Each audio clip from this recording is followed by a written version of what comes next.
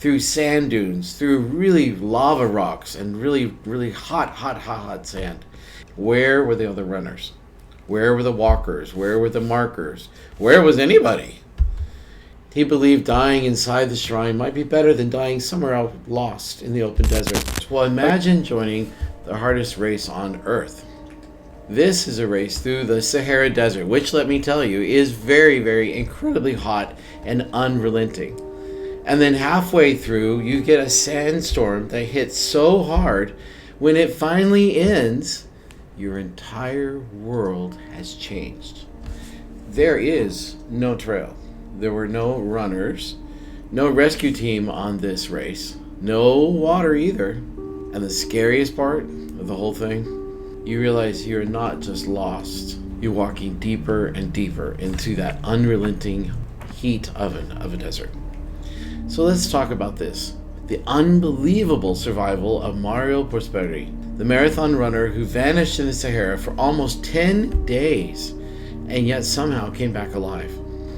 Welcome back, everyone. I'm happy you're back here at Daniel Tells Stories, the channel where we talk about real stories from around the world that are very emotional and intense, inspiring, and sometimes so unbelievable they feel like they were meant to be in a movie only. And today's story is one of those stories that make you ask the question, how is this man still alive? Because this is not just a story about a race and about a marathon runner. This is a story about a man who entered a marathon across the desert and got swallowed by a massive sandstorm, who became completely lost in one of the harshest places on Earth and reached a point of survival where survival started to feel absolutely impossible. So if you enjoy survival stories or local hero stories or unbelievable true events, make sure you subscribe to this channel, because I will share a new video every week that will just make you chill and enjoy life as you know it. And if you like the stories about like Lincoln Hall and Everest or Ricky McGee in the Australian outback, this story has sort of the same terrifying feeling. That one normal decision, that one impossible situation, and the one man trying to survive against nature itself. Alright, I don't want to talk too much, but I'm sure you can't wait to hear this story. So let's talk about Mauro Prosperi. So before the Sahara almost took his life, Mauro Prosperi was not just some random runner trying out a new hobby and seeing if he could run a marathon. No. Here was a man who was from Italy. He was a former police officer, and he was married and had 3 kids. He was a serious athlete. You know those kind of people who spend most of their life training? Yeah, like that. He spent most of his life training his body, and more importantly, pushing his mind beyond the limits that you need to be a serious athlete. He had completed a modern pentathlete, and he had even represented Italy in the 1984 Los Angeles Olympics. Awesome Olympics. So when you hear that Mauro entered an extreme desert race, okay, this makes sense. Sure, it's a desert race. This is a man who understood pain and understood discipline of the mind as well as the body. And Mauro was about to learn that lesson in the most terrifying way possible. I mean, his wife was worried about the race. I mean, honestly, who wouldn't be? Because this wasn't a normal marathon where people go out and they hand you water every few miles, or you have medical teams who are close by, or motorcycles in front of you or behind. No. This was called the Marathon Des Sables. And if you don't want to know what that is, because I didn't know what it is, let me explain it to you. Very interesting race. The Marathon Des Sables is known as the toughest foot race in the world, because we're talking about 250 kilometers across the Sahara Desert, which is incredibly hot. And that's more than 150 miles. I mean, we're talking heat, intense heat. The craziest part is runners. Here's the really crazy part. Runners have to carry their own supplies. Can you believe this? Like, they have to carry food, and you have to have equipment as well. You have to have sleeping gear and water, everything that you need to do to survive the race. And in 1994, Mauro Prosperi entered this race because he wanted that challenge. He had trained very hard to get there. He had prepared his body. He even practiced reducing his water intake because he knew the desert would test him on this one. And at first, things were going well. Mauro was not just surviving the race, he was doing really, really well, mentally and physically. He was actually one of the faster competitors in the whole thing. This is why this story becomes so scary. Because sometimes disaster doesn't begin when you're feeling weak. Sometimes disaster that life brings is when you feel strong. And Mauro was moving through the desert with this kind of focus, thinking about his position, thinking about finishing, and maybe even thinking that he could do something impressive. But just when you think you have everything figured out, that's when the wind started to change. The sand around him beginning to move, the little granules and the heat just moving like that, like a snake going through the thing. At first you look and you see, and it's almost hypnotic when you see that sand. I've been there, outside the sand dunes of Agadez. It looks almost as if the desert is alive, which it is in some ways. And then, everything turned against him. So here's where his nightmare began. The wind began to get stronger, as it does suddenly. The sand began to fly into his face and hitting his face. You know those little sand crystals that just not like a dust thing. It hits your face and sort of pokes at your face like a little needle. Imagine you're standing in the middle of the desert watching the sky disappear behind this yellow wall, ever coming closer to you and enveloping everything, just sort of eating the entire landscape. It's not fog. No, it's not a rainstorm. It looks like it clouds, but it's on the ground. It's sand. I've seen this. It's a wall of sand coming at you, and you can't do a thing about it. It comes about 30 miles an hour and really slowly just envelops everything. So he felt it on his face where it just actually hurt. It hit his face, it got into his nose, it got into his throat. Every breath, even if you cover your mouth, every breath becomes painful. And this is the part that can become so intense. The race organizers, of course, had warned the runners about what to do during a sandstorm. You take shelter. But honestly, come on, let's be real for a second. Where in the world do you hide in the middle of an endless dunes? It's just continuous sand that can envelop you in seconds. So he tried to shelter himself, of course, but the sand kept covering him. Every sound is suddenly swallowed away by the wind, and all you hear is your heartbeat and your breathing, and every second your body is losing energy. Here's the really scary part. When a sandstorm comes, it doesn't just slow you down, it completely rearranges the landscape. All the trail markers he knew were gone. All the footprints were gone. The landscape had completely transformed, and he was no longer able to see where he should go. He had no reference point because everything looked the same. Now, imagine the audience here for a second, because most people would probably think, Okay, I got to stop and wait here. I believe rescue will come. But Mauro still had the mind of a competitor. He was thinking, he wasn't realizing he was in so much danger. He just thought about the race, about the lost time. Oh no, what am I going to do? He thought about maybe he could still recover. So he kept moving. He believed that he was heading in the right direction. But in reality, he wasn't. He had been pushed off the course completely.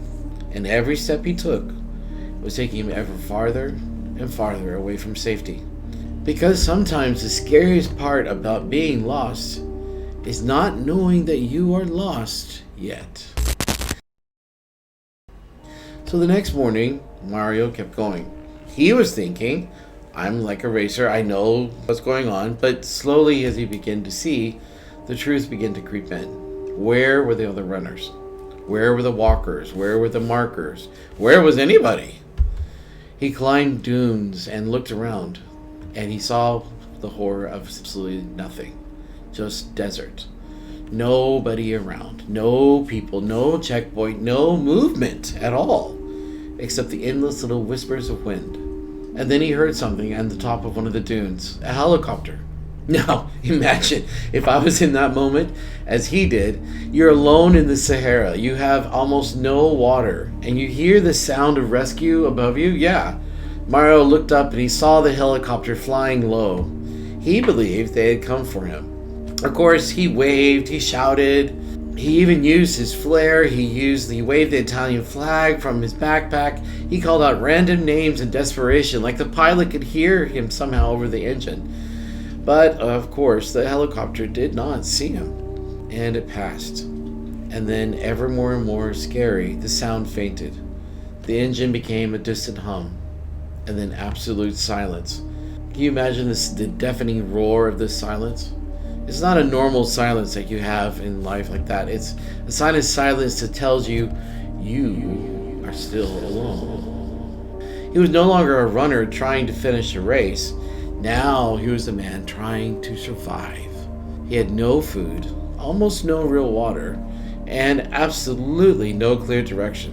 And the desert, it didn't care who he is. It didn't care that he was an Olympian. It didn't care he had a family. It didn't care that he was not strong enough or anything. It only asked one question. Can you survive me?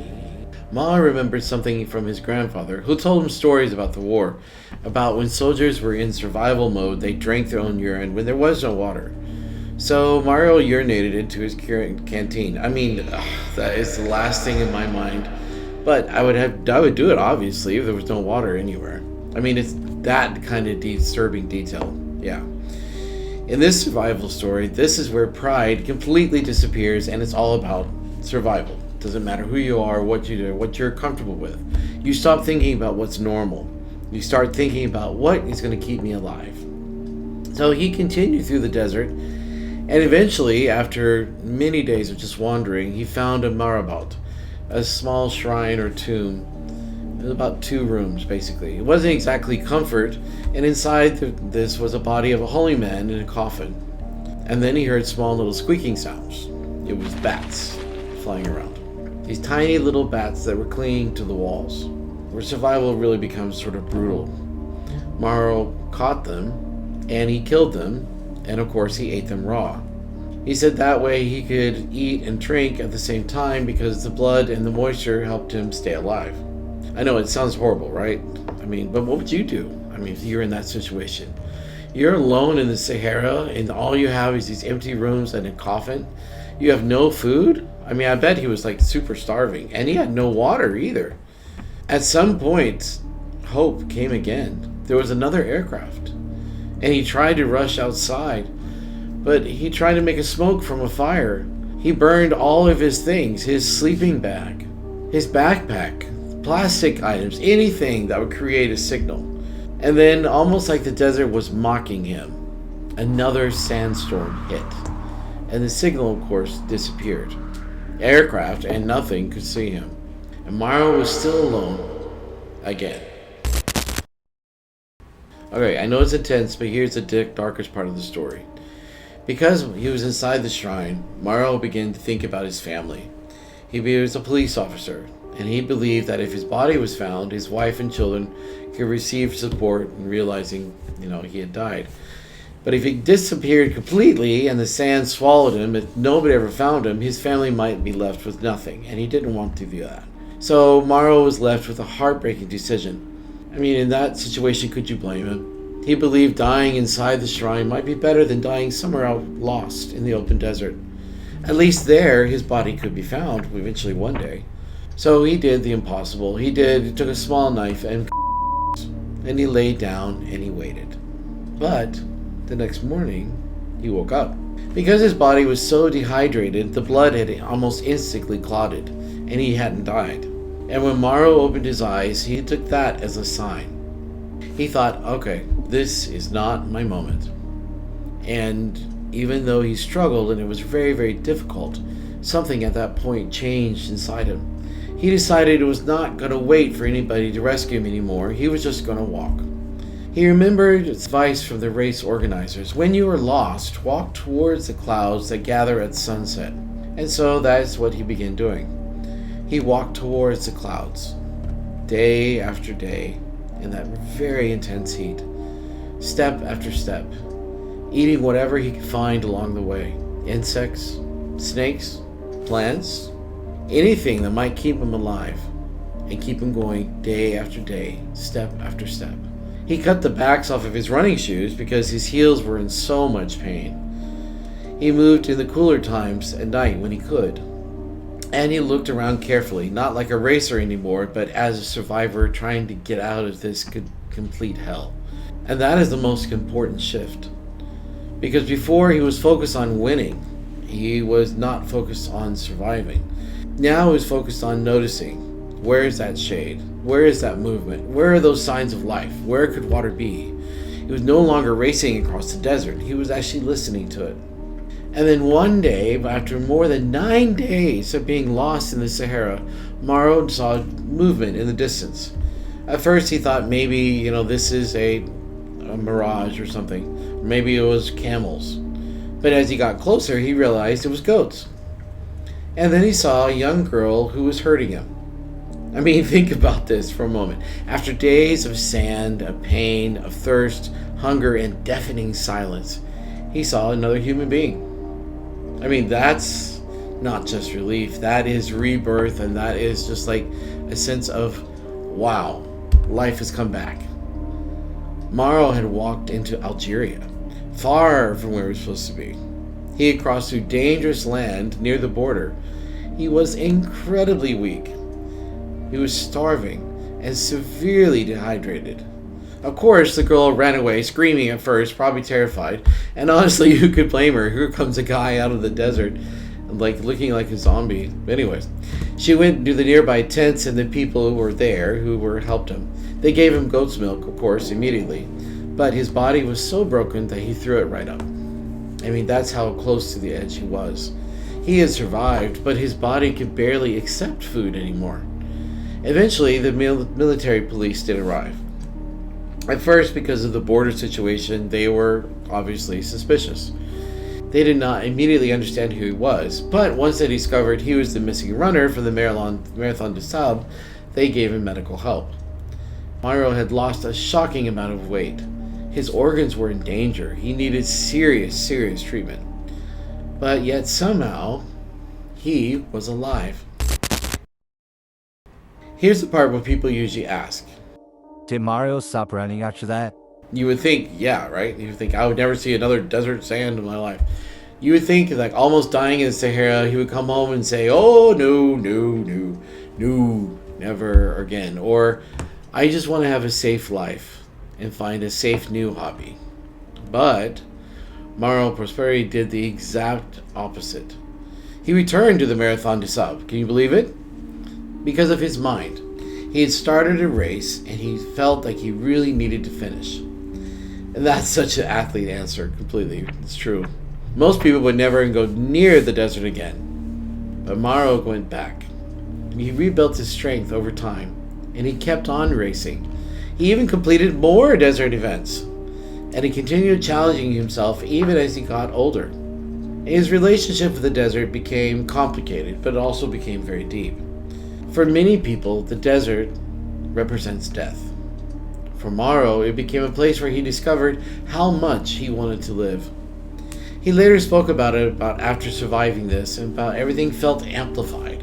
His love for nature, his love for sport, and most importantly, his love for life. And that's honestly one of the most important parts of the story, because survival is not about escaping death. Sometimes survival changes how you see about being alive and what you can do. Mauro also became a grandfather. He continues living with the same adventurous spirit, still pushing himself, still taking on challenges to this day, and still carrying the story of those days with the Sahara with him. And maybe one day, when the time is right, he will tell his grandchildren what really happened out there.